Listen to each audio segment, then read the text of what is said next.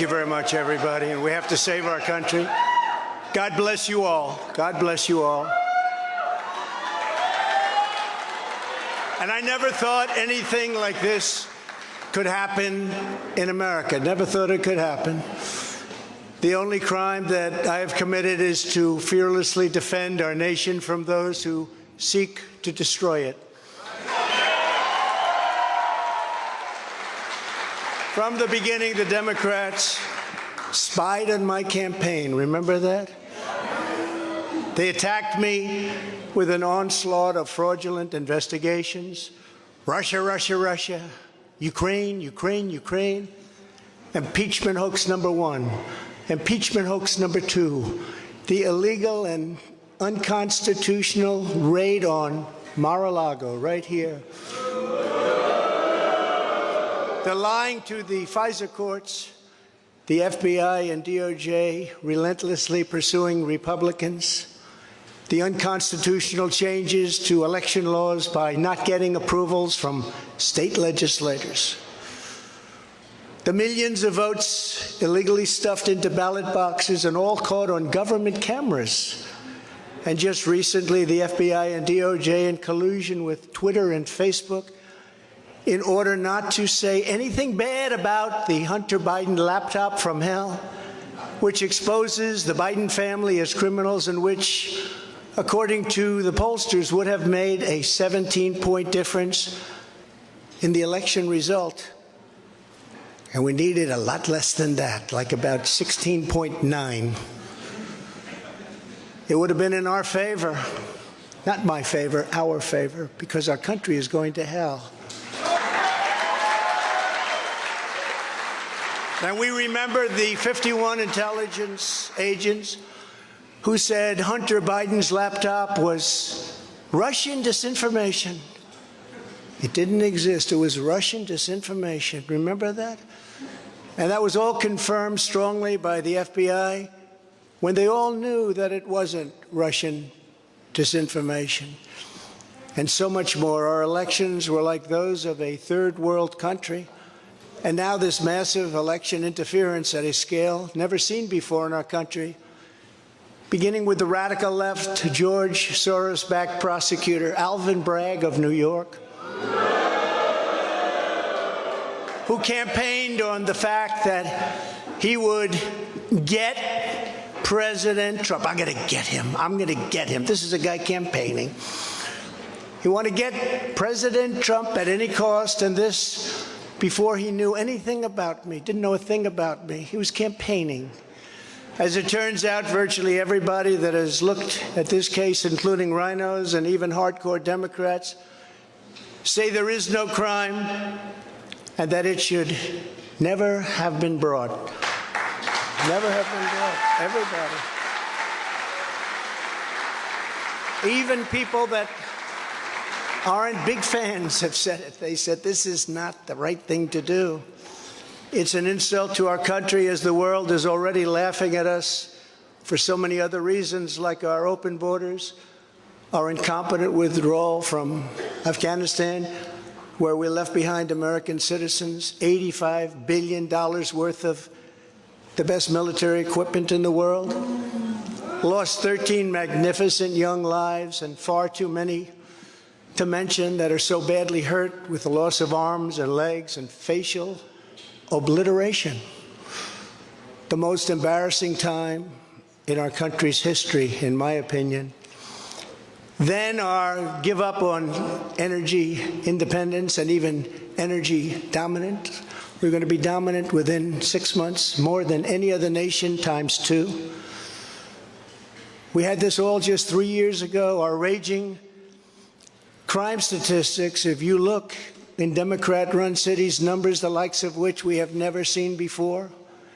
The open threats by various countries of the use of nuclear weapons, something never mentioned or discussed by outside nations during the Trump administration, and which could very well lead under the Biden administration's leadership to an all-out nuclear World War III can happen.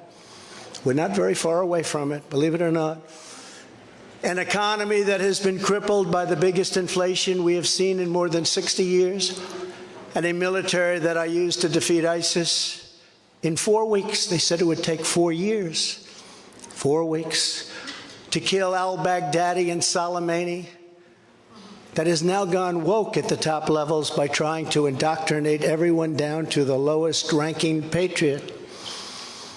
But now they have really stepped up their efforts by indicting the 45th President of the United States, who received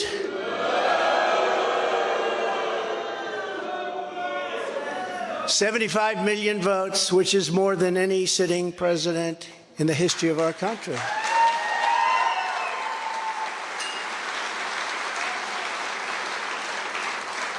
And in the wings, they've got a local racist Democrat district attorney in Atlanta who is doing everything in her power to indict me over an absolutely perfect phone call, even more perfect than the one I made with the president of Ukraine. Remember, I kept saying, that's a perfect call. This one was more perfect. Nobody said, sir, you shouldn't say that. Many people on the phone were hung up in disgust because of something I inappropriately said, because nothing was said wrong. In fact, at the end of the call, we agreed to continue our conversation about election fraud, and election fraud specifically in Georgia, at a later time. Many people on the phone, including lots of lawyers, nobody found anything wrong with that perfect call until a book promotion tour many months later. All of a sudden they say, you know, I remember Trump making a call. Let's look at that.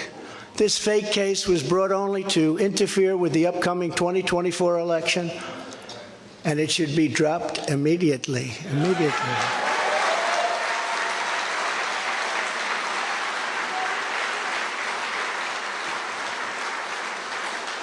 Then you have a radical left lunatic known as a bomb thrower who is harassing hundreds of my people day after day over the boxes hoax. You know, the boxes hoax, as we call it.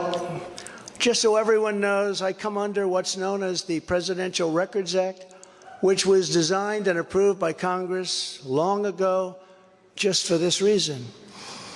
Under the Act, I'm supposed to negotiate with NARA, the National Archives and Records Administration, which as of this date is a radical left troublemaking organization that red flags the Constitution of the United States and the Bill of Rights as dangerous and triggering. Can you imagine? This is what we have to deal with. But there is no criminality under the Presidential Records Act. That is not what it's all about. We were negotiating in very good faith, proper way, in order to return some or all of the documents that I openly and in very plain sight brought with me to Mar-a-Lago from our beautiful White House, just as virtually every other president has done in the past. When FBI and DOJ officials with NARA were here, I told my lawyer to show them the very secure storage room in which they were locked. The FBI's sole request in writing was, could you please put another lock on the door? We immediately complied. It's a lot different than the Biden situation, isn't it? The next thing I know, we were raided by many gun-toting FBI agents who took whatever they wanted, including my passports and medical records. Everybody was in shock. Nobody had ever heard of such a raid before. We can't even believe it. Who would think that that could happen today? I immediately thought of the Fourth Amendment that protects against unreasonable search and seizure. But they did it anyway because our justice system has become lawless. They're using it now, in addition to everything else, to win elections. Apparently, they're not looking at me through the view of the non-criminal Presidential Records Act. They came up with a new one. This is a new one. And they're looking at me through the Espionage Act. Think of that. How does that sound? Of 1917, where the penalty is death. Even though that has absolutely nothing to do with openly taking boxes of documents and mostly clothing and other things to my home, which President Obama has done, the Bushes have done, Jimmy Carter's done, Ronald Reagan has done. Everybody's done. In fact, Hillary Clinton got rid of 33,000 emails, and that was okay. But nobody's done it like Joe Biden. This lunatic special prosecutor named Jack Smith, I wonder what it was prior to a change, who others of his ilk say he's even worse than they are, is only looking at Trump, yet Joe Biden took massive amounts more documents, even removed many boxes to Chinatown. You believe that? Just got $10 million from China. Where did that come from? I guess they were banking on Hunter's expertise and had others stored in unsecured offices in Pennsylvania and strewn all over his garage floor where his now very famous Corvette is also stored. All over the floor, including classified documents. But that's okay. Perhaps most importantly, he has 1,850 boxes in Delaware, which he is refusing to give up. But isn't that real obstruction? That's obstruction. As president, I have the right to declassify documents, and the process is automatic if I take them with me. It's automatic, declassify. Biden was vice president. He had absolutely no right to declassify as vice president. He doesn't come under the non-criminal Presidential Records Act. He comes under the very criminal Federal Records Act, unfortunately for him, but it's not going to matter because they don't follow the law, which has very severe penalties. He had classified documents that he took while he was a senator, which is absolutely inexcusable, and other senators, including Democrats, are outraged. But he's not being harassed and hounded like the people who work for me are. In fact, they seem to have forgotten about his documents entirely. So many, thousands and thousands, it's okay with him.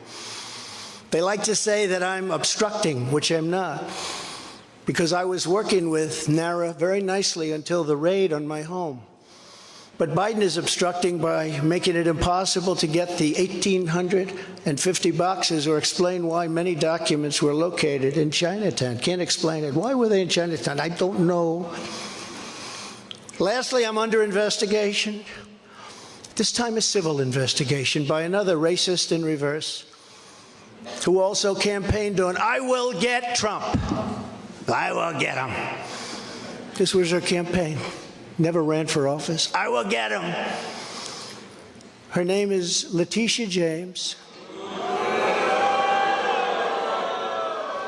And she proclaimed while campaigning, quote, "I look forward to going into the office of the Attorney General every single day, suing him, and then going home." Just before she knew me. She announced, "What is fueling my soul right now is Trump." And that she had her eyes on Trump Tower. Those eyes are focused on Trump Tower. Didn't know the young lady. She even assured her supporters in an election promise that we're going to definitely sue him. We're going to be a real pain in the ass. He's going to know my name personally.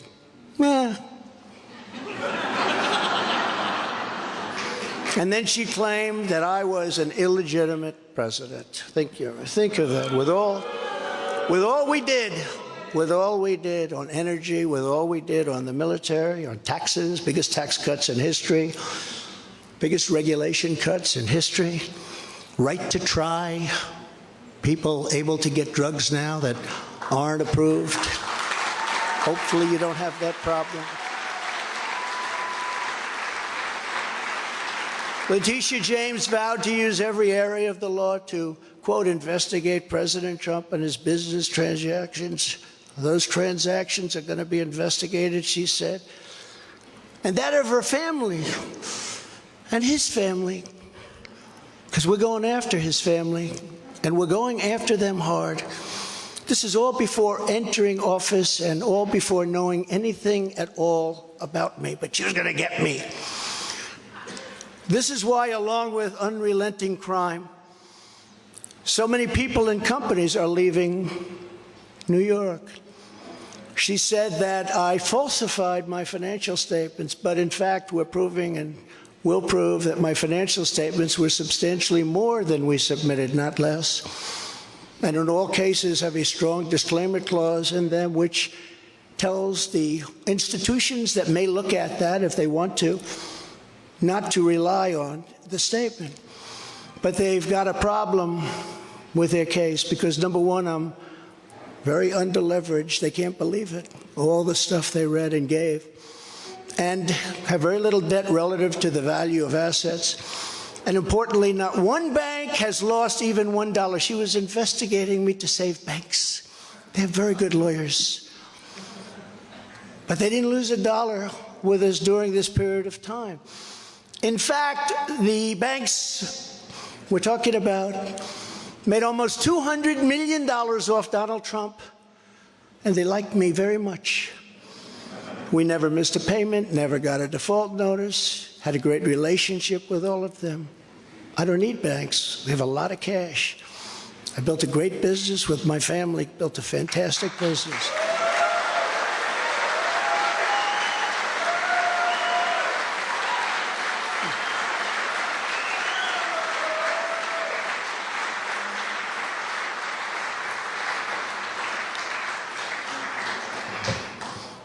I have a son here who's done a great job, and I have another son here who's done a great job.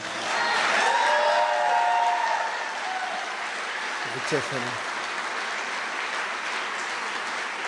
And Ivanka, and Barron will be great someday. He's tall. He is tall, and he's smart.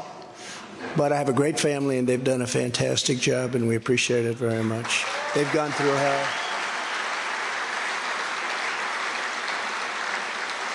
So she's suing me over banks that weren't defrauded, when she should be focused on violent crime that's driving people out of the state. This is a persecution, not an investigation. She's put our family through hell. It's cost hundreds of millions of dollars to defend, but our heads are held very, very high. They want to settle the case, but I want no part of that. So here we are now. It's where we were today, in a city that was so great just 4 or 5 years ago. But now we're there, spent time there today, as you possibly read, with a local failed district attorney charging a former president of the United States for the first time in history on a basis that every single pundit and legal analyst said, there is no case. There's no case. They kept saying, there's no case.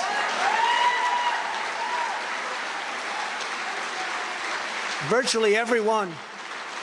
But it's far worse than that, because he knew there was no case. That's why last week he delayed for a month and then immediately took that back and threw this ridiculous indictment together. Came out today, everybody said, this is not really an indictment, there's nothing here. My lawyers came to me and they said, there's nothing here, they're not even saying what you did.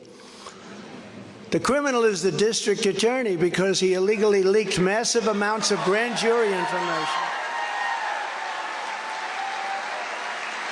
for which he should be prosecuted, or at a minimum, he should resign.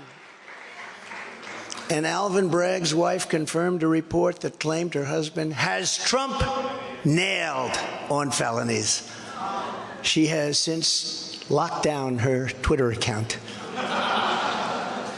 His chief prosecutor, who represented the Democrats and crooked Hillary Clinton and a firm run by Chuck Schumer's brother, Robert, he quit the firm in order to go to work in the DA office in order to get Trump. Can you imagine that? Hillary Clinton's lawyer, Democrat firm. Ultimately, he quit as chief prosecutor because Bragg didn't think he had a case. Think of that same guy that brought this ridiculous thing today. Yet during his investigation, this prosecutor named Mark Pomerantz wrote and published a book saying all sorts of privileged things and has been very strongly reprimanded. He was reprimanded so strongly. I've never seen anything like it. I've probably the end of it. But what he did was probably very illegal, but he was very, very strongly reprimanded. Even District Attorney Bragg was furious with him. They were having a tremendous fight in the office because of it. But hope is never lost because various prosecutors in the DA's office also quit because they thought President Trump was being treated very unfairly. How about that? Isn't that great? Oh, I love them. I'd like to meet them. I'd like to meet them. The DA's office even had a web page. Meet the team of executives who have done this to President Trump. That was the title. Isn't that nice? They immediately had to take it down. Meanwhile, overall crime in New York was up 30% last year, much more than that the year before, with felony assaults, robberies, and burglaries all up by massive, massive numbers. Not the same place that I know, not the same place that you know. And this is where we are right now. I have a Trump-hating judge with a Trump-hating wife and family whose daughter worked for Kamala Harris and now receives money from the Biden-Harris campaign, and a lot of it. We recently had another trial, and the same judge told the fine man who worked for me for many, many years that if you admit your guilt, you will be in jail for 90 days. But if you don't, if we go through a trial and you're found guilty, you're going away for 10 years and maybe longer, which for a 75-year-old man with a great family really means life. What the prosecutors and judge did to that man, I will never forget, because it's right out of the old Soviet Union. That's where we are. They said, you say anything about Trump, meaning that's bad, and you won't even have to serve the 90 days. You'll walk free. And they say that to many of my employees. We have this Jack Smith lunatic threatening people every single day through his representatives. They're threatening jail terms. But talk about Trump and you'll go free. This is where we are as a nation. Who would have thought? They can't beat us at the ballot box, so they try and beat us through the law. That's the country in which we live, however, right now. The USA is a mess. Our economy is crashing. Inflation is out of control. Russia has joined with China. Can you believe that? Saudi Arabia has joined with Iran.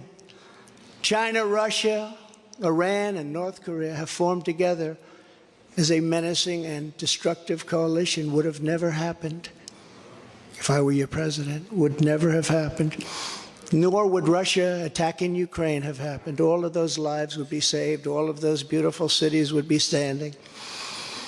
Our currency is crashing and will soon no longer be the world standard, which will be our greatest defeat, frankly, in 200 years. There will be no defeat like that. That will take us away from being even a great power.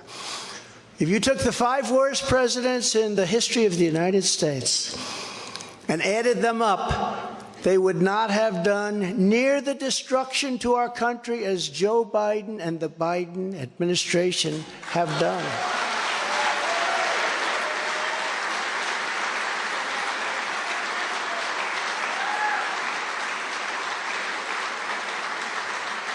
Incredibly, we are now a failing nation.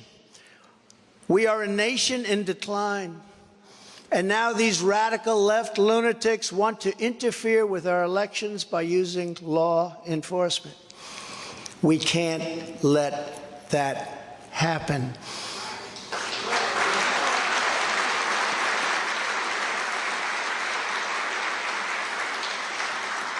With all of this being said, and with a very dark cloud over our beloved country, I have no doubt, nevertheless, that we will make America great again.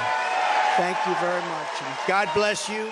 And God bless America. Thank you very much, everybody. Thank you.